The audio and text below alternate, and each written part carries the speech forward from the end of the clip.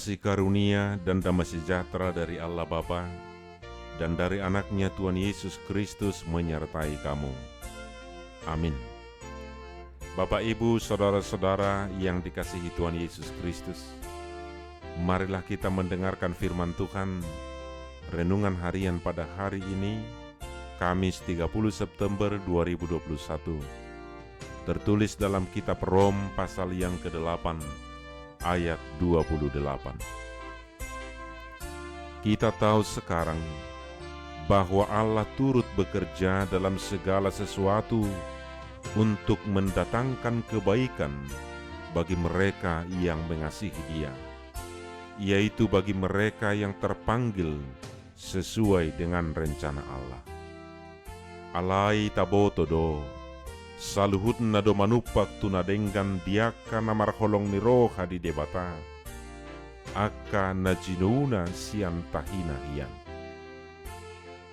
Bapak, Ibu, Saudara, setiap orang pasti memiliki pengalaman hidup yang beraneka ragam, mulai dari yang menyenangkan, hal-hal yang indah, yang manis, sampai kepada yang pahit dan menyakitkan. Banyak di antara kita ketika dihadapkan pada pengalaman-pengalaman hidup yang tidak menyenangkan, pengalaman hidup yang penuh dengan masalah, ujian, kegagalan, bahkan penderitaan, tekanan, kesengsaraan, sakit penyakit, krisis, dan sebagainya, cenderung memiliki respon negatif, kecewa, putus asa, marah, mengeluh, dan bersungut-sungut. Sikap-sikap yang demikian justru akan menjadi musuh terbesar dan penghalang utama bagi kita berjalan dalam tujuan Tuhan bagi hidup kita. Padahal ada kalanya Tuhan memakai peristiwa-peristiwa yang menurut penilaian kita sebagai hal yang buruk tersebut sebagai cara dan sarana untuk membentuk, mempersiapkan, dan menggenapkan rencananya dalam hidup kita. Saudara yang terkasih, nas Alkitab yang menjadi renungan hari ini menyatakan bahwa Tuhan turut bekerja dalam segala sesuatu.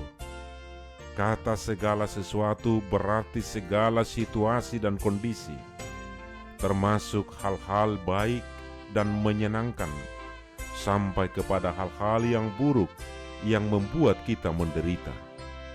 Karena itu penting sekali kita belajar memahami cara Tuhan bekerja, karena Ia tidak pernah menjanjikan bahwa hidup orang yang percaya itu bebas dari masalah.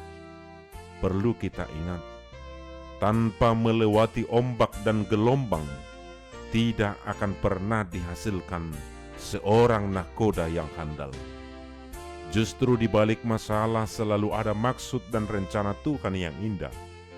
Salah satunya adalah untuk menarik kita semakin mendekat kepadanya dan belajar bergantung kepadanya. Jika masalah, ujian, atau penderitaan itu seizin Tuhan, hal itu pasti akan mendatangkan kebaikan bagi kita. Sebab itu, janganlah engkau menolak didikan yang Maha Kuasa, karena Dialah yang melukai, tetapi juga yang membebat. Dia yang memukuli, tetapi yang tangannya menyembuhkan pula. Ayub 5 ayat 17-18. Sebaliknya, jika segala sesuatunya berjalan dengan baik dan mulus, seringkali membuat kita terlena, iman pun tidak bekerja secara maksimal. Oleh karena itu, dalam surat Paulus kepada jemaat Rom, dalam Rom 5 ayat 3-4 juga dikatakan, dan bukan hanya itu saja, kita malah bermegah juga dalam kesengsaraan kita, karena kita tahu bahwa kesengsaraan itu menimbulkan ketekunan, dan ketekunan menimbulkan tahan uji, dan tahan uji menimbulkan pengharapan. Amin, kita berdoa. Ya Allah Bapa yang kami sembah dalam Kristus Yesus, terima kasih Tuhan atas berkat penyertaan-Mu.